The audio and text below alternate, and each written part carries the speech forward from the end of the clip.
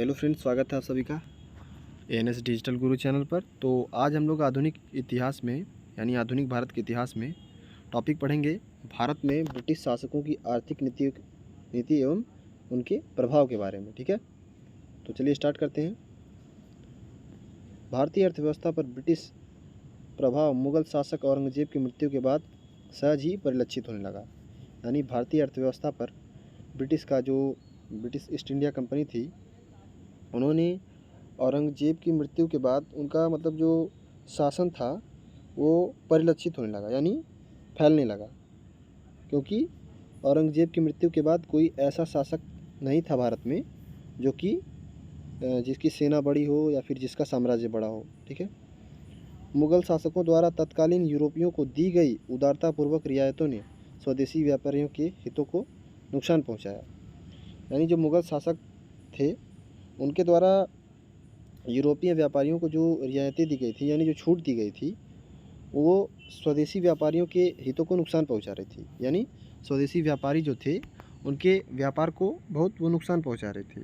साथ ही व्यापार और वाणिज्यिक व्यवस्था भी कमज़ोर पड़ती गई। ऐसी स्थिति में यहाँ की घरेलू अर्थव्यवस्था पर नकारात्मक प्रभाव पड़ना स्वाभाविक ही था। अंग्रेज़ों ने प्लासी 1757 ईस्वी और बक्सर 1764 ईस्वी के युद्धों के बाद बंगाल की समृद्धि पर अपना अधिकार स्थापित कर लिया।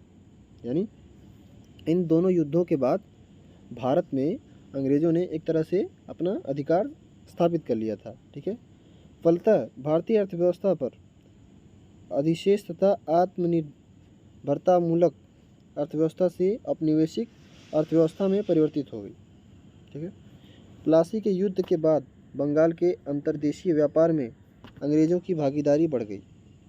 कंपनी के कर्मचारियों ने व्यापार के लिए प्रतिबंधित वस्तुओं जैसे नमक, सुपारी और तंबाकू के व्यापार पर भी अधिकार कर लिया।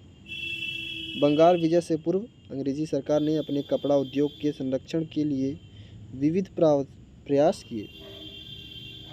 इनमें भारत से आने वाले रंगीन तथा छपे हुए वस्त्रों के प्रयोग पर इंग्लैंड में प्रतिबंध आदि प्रमुख है। यानी जो भारत से कपड़े बन के जाते थे इंग्लैंड में, उन पर वहाँ पे प्रतिबंध लगा दिया जाता था। भारतीय अर्थव्यवस्था को ब्रिटिश औपनिवेशिक अर्थव्यवस्था में परिवर्तित करने के लिए पीछे ब्रिटिश सरकार का मुख्य उद्देश्य अपने उद्योगों के लिए अच्छा व सस्ता माल प्राप्त करना था और अपने उत्पादों को भारतीय बाज़ारों में ऊंची कीमतों पर बेचना।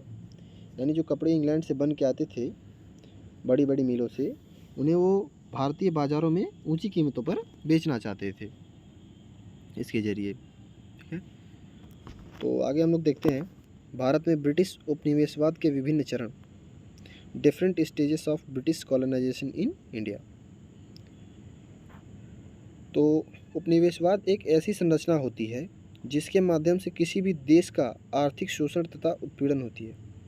ठीक है, इस संरचना के अंतर्गत कई प्रकार के विचार, व्यक्तित्वों और नीतियों का समावेश किया जाता है। यही वास्तव में उपनिवेशवादी नीति का निर्णायक तत्व होता है। उपनिवेशवाद का मूल तत्व आर्थिक शोषण में निहित होता है। यानी जो कॉलोनाइजेशन होता है, यानी किसी भी कंट्री पे या फिर किसी भी देश पे उपनिवेशवाद यानी वहाँ पे अपना प्रभुत्व जमा लेने से वहाँ पे वो आर्थिक शोषण करते हैं। यानी वहाँ से ज़्यादातर वो फ़ायदा धन का ही लेना चाहते हैं। ठीक है, लेकिन किसी उपनिवेश पर राजनीतिक कब्जा बनाए रखने की दृष्टि से इसका भी अपना महत्व होता है। कार्ल मार्क्स के भारत में ब्रिटिश उपनिवेशवाद और आर्थिक शोषण के जिन 3 चरणों वाले सिद्धांत को आधार बनाया है वे निम्नवत हैं। पहला है वाणिज्यिक चरण, जो 1757 से लेकर 1813 ईस्वी तक चला। और दूसरा है औद्योगिक मुक्त व्यापार, जो 1813 से लेकर 1860 ईस्वी तक चला। और तीसरा है वित्तीय पूंजीवाद, 1860 के बाद की अवस्था। ठीक है, चलिए हम लोग इसे देख लेते हैं। तो सबसे पहला हमारा उपनिवेशवाद का प्रथम चरण यानी वाणिज्यिक चरण, जो 1757 से लेकर 1813 ईस्वी तक चला। इंग्लैंड की ईस्ट इंडिया कंपनी ने प्लासी के युद्ध के बाद बंगाल पर अपना प्रभुत्व जमा लिया। इसी समय से भारत में ब्रिटिश उपनिवेशवाद की स्थापना मानी जाती है, क्योंकि उस समय में बंगाल जो था वो काफ़ी वहाँ पे जो शासक थे वो काफ़ी प्रभावशाली शासक थे, जिसके कारण वो प्लासी के युद्ध के बाद बंगाल पे जो कब्जा हो गया अंग्रेज़ों का, उसके बाद से भारत में उन्हें माना जाता है कि उपनिवेशवाद की स्थापना कर दी उन्होंने। और अर्थात 1757 ईस्वी से 18वीं शताब्दी के आरंभ तक, जबकि मुगल का पतन हो रहा है, इधर ब्रिटिश ईस्ट इंडिया कंपनी की साम्राज्यवादी मानसिकता स्पष्टतः परिलक्षित होने लगी। उपनिवेशवाद के प्रथम चरण में अंग्रेज़ों का ध्यान आर्थिक लूट पर ही केंद्रित रहा। यानी जो कॉलोनाइजेशन हुआ भारत पे, जो उपनिवेशवाद हुआ, उनका ये सबसे बड़ा ध्यान उनका आर्थिक लूट पे, यानी यहाँ से धन को लूट कर ले जाने पर ही केंद्रित रहता था उनका। कंपनी भारत के साथ व्यापार पर अपना वर्चस्व चाहती थी, ठीक है, जिससे कि उसके साथ प्रतिस्पर्धा करने वाले कोई अन्य ब्रिटिश तथा यूरोपीय व्यापारी या कंपनी न हो। यूरोप के अन्य राष्ट्रों को भारत से दूर रखने के लिए कंपनी को फ्रांसीसियों तथा डचों के साथ भीषण लड़ाइयाँ भी लड़नी पड़ी। यानी ब्रिटिश के साथ ही, जो ब्रिटिश से पहले या फिर ब्रिटिश के बाद भी कई कंपनियां आई जो भारत में, उनसे इन्हें यहाँ पे एकाधिकार करने के लिए फ्रांसीसियों तथा डचों से युद्ध भी करना पड़ा था, ठीक है। तो आरंभ में बम्बई, कलकत्ता और मद्रास के जिन समुद्री क्षेत्रों पर कंपनी का नियंत्रण था, वहाँ की जनता पर कंपनी ने स्थानीय कर लगाने शुरू कर दिए और अपने खजाने को बढ़ाने की कोशिश की। शीघ्र ही कंपनी की यह अभिलाषा पूर्ण हो गई और प्लासी के युद्ध के बाद बंगाल, बिहार और दक्षिण भारत के कुछ हिस्से कंपनी के अधीन आ गए। परिणामतः जीते गए क्षेत्रों की सरकारी आय पर कंपनी का पूरा नियंत्रण हो गया। जमींदारों, नवाबों और स्थानीय शासकों की जमा पूंजी हड़पने में यह नियंत्रण अत्यधिक कारगर सिद्ध हुआ।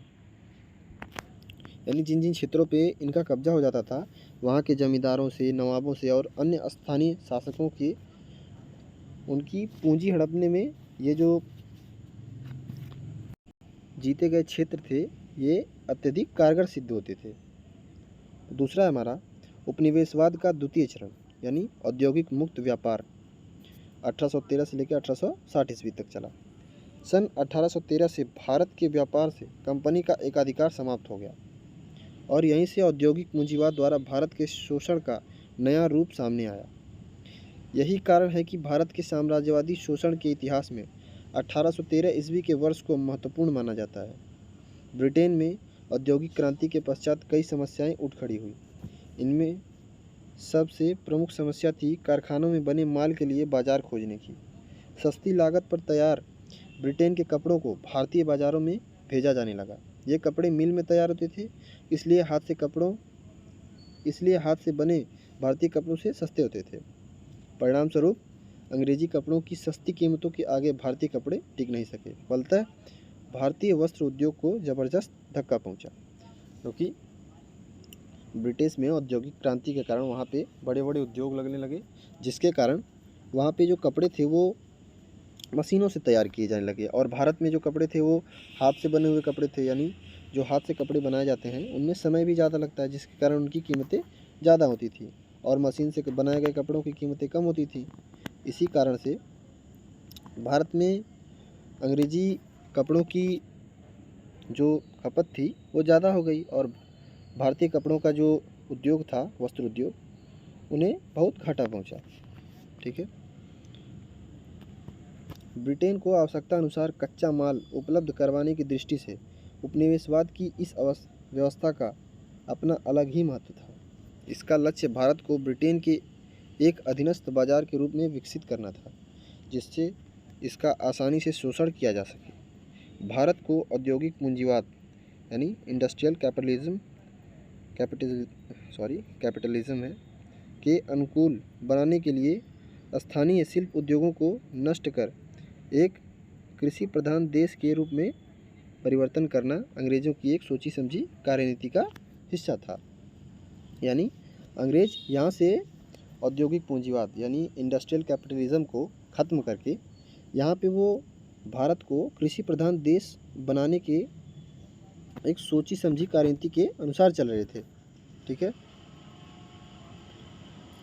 तो सबसे आखिरी चरण है उपनिवेशवाद का तृतीय चरण, जो है वित्तीय पूंजीवाद, ठीक है, फाइनेंशियल कैपिटलिज्म, जो 1860 के पश्चात था।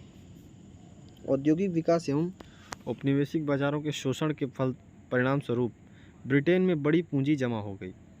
उद्योगपतियों की बढ़ती हुई संपत्ति के फलस्वरूप मजदूर वर्ग को संगठित होने की प्रेरणा मिली।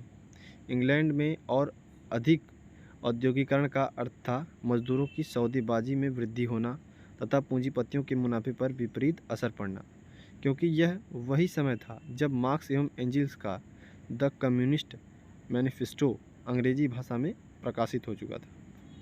अतः पूंजी को भारत में निवेश करना उचित समझा गया। इसी स्थिति को पूंजीवाद के तृतीय चरण के आरंभ के रूप में माना जाता है। अपनी व्यावसायिक एवं प्रशासनिक आवश्यकताओं की पूर्ति के लिए ब्रिटिश सरकार रेल लाइनों का विकास आवश्यक मानती थी। रेल निर्माण की दिशा में भारत में प्रथम प्रयास 1846 ईस्वी में लॉर्ड डलहौजी ने किया। प्रथम रेलवे लाइन 1853 ईस्वी में बम्बई तथा ठाणे के बीच बिछाई गई थी। ठीक है, भारत में जो प्रथम रेलवे लाइन थी वो बम्बई तथा ठाणे के बीच में 1853 ईस्वी में बनाई गई थी। वैसे भारत में रेलवे लाइन का सर्वाधिक विस्तार लॉर्ड कर्जन के समय हुआ, यानी बनाई गई थी लॉर्ड डलहौजी के समय, लेकिन सर्वाधिक विकास जो है वो लॉर्ड कर्जन के समय में हुआ था। अंग्रेजों द्वारा वाणिज्यिक और सामरिक उद्देश्यों से बिछाई गई रेल को कार्ल मार्क्स आधुनिक युग के अग्रदूत की संज्ञा दी। कार्ल मार्क्स ने आधुनिक युग के अग्रदूत की संज्ञा दी। रेल निर्माण के क्षेत्र में विनियोजित पूंजी वित्त प्रणाली की विशेषता को दर्शाती है, जिसे गारंटी प्रणाली कहा गया। अंग्रेजों ने सूती मिलों एवं इस्पात की फैक्ट्रियों में पूंजी का विनियोग नहीं किया।